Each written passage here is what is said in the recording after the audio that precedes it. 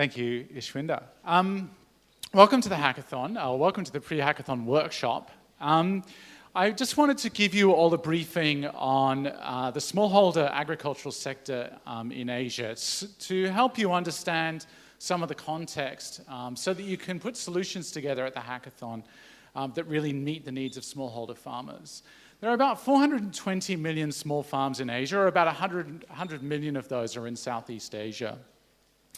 And these smallholder farms are important for a number of reasons, because at these smallholder farms, we find the solutions to a number of really pressing problems. The first is the issue of food security. And as we all know, the demand for food over the next 10, 20, 30 years is going to rise dramatically. And smallholders today are supplying 80% of the food supply in Asia. So addressing the issue of smallholder productivity is at the core of improving food security. Agriculture is also the most significant driver of deforestation in Asia. So helping improve the productivity of small farms is central to helping protect the carbon sink and the natural environment in Asia. And finally, 78% of the world's poor are also smallholder farmers. So in the single issue of addressing smallholder productivity and helping smallholders thrive, we find the opportunity to address the issues of food security, environmental degradation, and poverty. It's a very, very exciting industry to be part of. I've worked with many smallholder farmers, including the lady that you see up there on the screen, for about 10 years now on this issue of smallholder productivity. And I want to talk to you about what drives the productivity of a small farm in Asia. Like any business, a smallholder farm works with a group of external stakeholders. And a smallholder farm will typically have 5 important stakeholders that work with that farmer on a daily basis. So the first is the agro-input companies that are supplying the fertilizer and crop protection products that that farmer needs. The second is that farmer's source of finance or working capital for their farm. It might be a bank, it might be a local trading company. Then they have a relationship with logistics and with the person that's shipping the product, the inputs into their farm, as well as the products out. And finally, they have a relationship with the buyer who's buying the product, and with any extension officers, particularly from government or from input companies that are coming and visiting them and working with them. There are basically 5 things that we can do to improve the productivity and livelihoods of smallholder farmers. We can address freight, and freight can be very, very inefficient. When you've got lots and lots of small farms, the cost of getting goods from the farm to market can represent a significant portion of the value of the goods, sometimes as high as 40% of their value. There's also the issue of ensuring access to finance at an interest rate that's affordable to the farmer and can help them grow their business. Like any business, they rely on access to capital in order to grow and buy new capital items. The next thing farmers need is they need tailored inputs. They need the right fertilizers, the right crop protection products at the right time in the crop cycle. They need good advice. Many smallholder farmers in Asia underperform against yield benchmarks because they don't have the intelligence and insights they need to grow their crop correctly. And finally, like any business, if they can fetch a higher price out there in the market, they can improve their bottom line. Now, this is where a typical NGO or some CSR projects will stop. They'll say, okay, what can we do to help the farmers? What are 5 things? And you tend to pick one of these things and try and address it. We're going to run a training program, or we're going to run a microcredit program, or we're going to run a program to help improve logistics. But the exciting thing about the Grow Asia model is that we're working with the commercial sector, we're working with the private sector to grow smallholder farms. And that makes things scalable. So if we can find the mutual interest between the well-being of the smallholder farmer, the inner circle, and the interests of the commercial sector, the outer circle, that's where the magic happens. That's where we get scalable change that can affect the lives of hundreds of millions of smallholder farmers.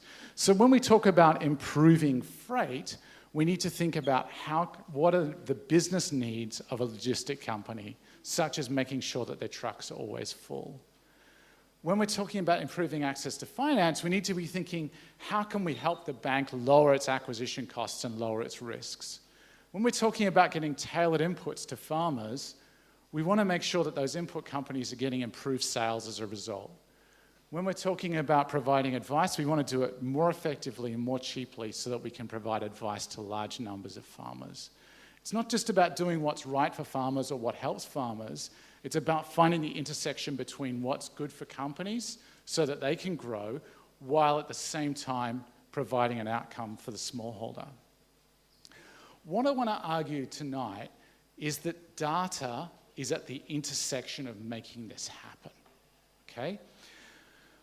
Most of the major buyers, particularly of palm oil, are seeking data on their supply chain because they want to understand their supply chain better from a sustainability perspective. And helping the buyers access data on the farmers and where those farmers are can allow farmers to get higher prices. The next thing that needs to happen is we need to improve access to advice. And good advice can happen when the extension agencies, the ones providing teaching to the farmers, better understand that farmer. Where are they located? How big is their plot? What variety of tree are they growing? What sort of soils do they have? It's about understanding that farm and targeting the advice to that farm at the right time in the crop cycle. The advice has to come when the farmer needs it, and that's all about data. If the input manufacturers are going to reach smallholder farmers, and we're talking about huge numbers of people, they need data. They need to know where the farmers are, what they need and when, what pests and diseases are out there. This is driven by data. The next thing is the banks need the data. If banks are going to provide farmers with credit at reasonable terms, low acquisition costs and lower risk, they need good quality, reliable data on those farmers. Finally, if logistics companies are going to plan when they're going to collect the product, when they're going to be there, make sure their trucks are full, they need data on smallholder farmers. If we can create a data ecosystem that allows us to share data on smallholder farms between various actors in the supply chain, we create a business opportunity for the 5 actors in the outer circle, and we create an opportunity for smallholder farmers in Asia to thrive based on the 5 outcomes for them in the middle circle. What's really exciting is that a lot of this data is similar. We need to know where farms are. We need to know how big they are. We need to know the farmer's name. We need to know their mobile phone number. And there's some really exciting opportunities for farmers to share their information with various actors in the supply chain so that they can get better serviced. And we see business growth around the smallholder segment. Now, this is true for many, many smallholder crops in Asia. It's a general diagram. The reason that we're focused on palm oil for this hackathon is that palm oil is one of the most data-rich crops of all of the smallholder crops in Asia, because there's a particular interest from palm oil buyers in traceability and mapping the data and better understanding their supply chain.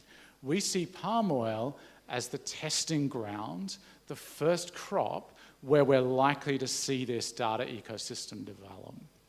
The hackathon challenges are based around the 5 segments you see in the circle. This is your opportunity as team members to take a data set on a set of smallholder farmers and leverage that data set to provide a solution for farmers as well as other actors in the supply chain. We hope you'll come along to the hackathon. It's such an exciting problem to be part of. And if we find solutions that can go to scale, we can really change the lives of some of the poorest families in Asia. Thank you.